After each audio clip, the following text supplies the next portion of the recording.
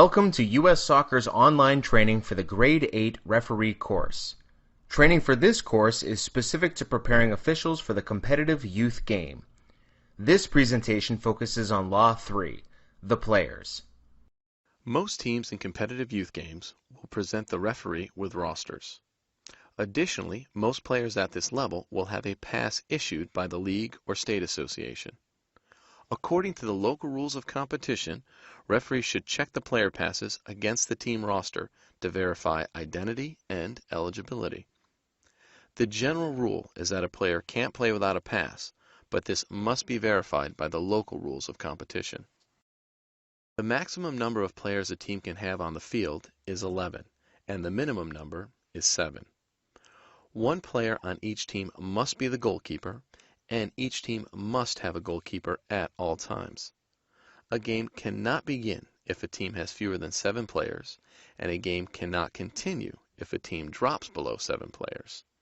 Exceptions should be made when players temporarily leave the field for instances of quick treatment of an injury, correcting blood on a uniform, or to correct illegal equipment. If a game cannot continue due to a team having fewer than 7 players, the referee must terminate the match and report this to the local competition authorities. Late arriving players may play in the game, and they should report to the assistant referee or fourth official with their player pass for inspection.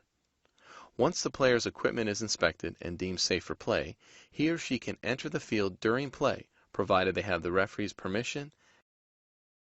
The local rules of competition will outline how many and when substitutions are allowed, so officials will need to know these rules. Most competitive youth games will allow for unlimited re-entry, and it is common that substitutions may only be allowed during certain stoppages, such as throw-ins, goal kicks, injuries, after halftime, and following goals. The procedure to replace a player with a substitute begins with a stoppage of play. Again, the local rules of competition may dictate which stoppages of play permit substitutions. Substitutes will typically report to the assistant referee on the team side touchline or a fourth official if the game has one assigned. That official will then notify the referee at the next appropriate stoppage of play. The player being replaced usually leaves at the halfway line, but he or she can leave the field from anywhere. The substitute may only enter the field after the player leaves and the substitute receives a signal from the referee. The substitute is required to enter the field at the halfway line. This process remains the same regardless of how many players are being substituted for at the same time. The substitution procedure is over when the substitute enters the field with the referee's permission, thus becoming a player. Substitutes may take a restart, provided they have first stepped onto the field prior to taking any restart. Any player may change places with the goalkeeper, provided that the referee is informed before the change is made, and the change is made during a stoppage of play. If the change is made without the referee's permission, then the referee should caution both players at the next stoppage of play. Note that when a change is made without the referee's permission and cautions are issued, the change between the player and the goalkeeper is still upheld. If a team is substituting a goalkeeper rather than changing with a player on the field, referees should follow the standard substitution procedure as determined by the local rules of competition. In a competitive youth game with unlimited substitutions, a new goalkeeper in place at the start of the second half is considered appropriate notification. There are times during the normal course of play when a player may need to leave the field, such as for an injury or to repair equipment. Technically, this requires the referee's permission. However, common sense should be applied, since players may sometimes leave without thinking to ask for permission. In all cases, players must receive the referee's permission when re-entering the field. If play is going on, the player must enter from a touchline. If there is a stoppage in play, the player may return from anywhere. If a team official, substitute, substituted player, or sent-off player enters the field of play without the referee's permission, the referee stops play, although not immediately if the individual does not interfere with play. The referee then cautions them for unsporting behavior and orders the individual to leave the field of play. If the referee has stopped the game, play is restarted with a direct free kick or penalty kick for the opposing team from the position of the ball at the time of the stoppage. If the ball was already out of play, then play is restarted accordingly. When multiple substitutions are being made, it is very important that referees follow the substitution procedure and not allow substitutes to enter the field prematurely. Following the proper procedure allows officials to reduce the risk that the game would restart with too many players.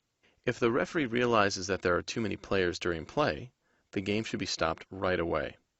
The referee should then caution and remove the extra player. The game would be restarted with an indirect free kick for the opposing team.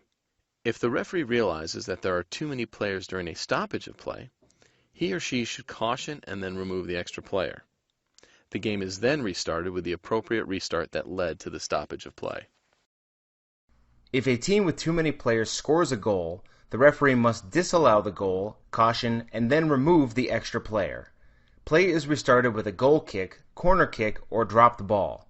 If the referee does not realize that a goal was scored by a team with too many players until after the subsequent kickoff, the goal will stand. If a team with too many players is scored against by a team without extra players, the referee must allow the goal.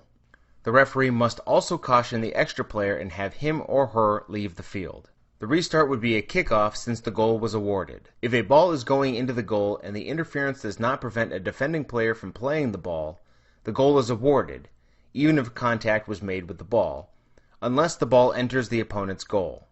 This reinforces the importance of following proper substitution procedures and that referees and assistant referees should always count the number of players before play resumes. If a player is sent off before the game, the player can be replaced by someone else on the team roster, and the team can still start the game with 11 players. Note that this does not count as a substitution, but unless otherwise indicated by the local rules of competition, designating a replacement substitute is not permitted. If a player is sent off during the game, he or she may not be replaced, and the team must play with one fewer player. If a player is sent off after the game, the referee should still show the red card, if the player is still on the field, and then be sure to include this information in his or her game report. Anyone not named on the roster as a player, substitute, or team official is considered an outside agent. At the competitive youth level, outside agents are typically little siblings who run out onto the field or family dogs. If they do not interfere and are quickly removed, there is no need to stop the game. If the game must be stopped to have the outside agent removed, the game would be restarted with a dropped ball. When multiple substitutions are being made by one or both teams, it is important that the referee team has discussed how they will communicate that all substitutions have been successfully completed and play can be restarted. There may also be pressure in competitive youth games for the referee to speed up the restart of play at substitutions by allowing steps in the substitution procedure to be ignored or combined. Referees should resist this pressure and recognize that deviations from the proper procedure can produce problems if there is misconduct by the players or substitutes.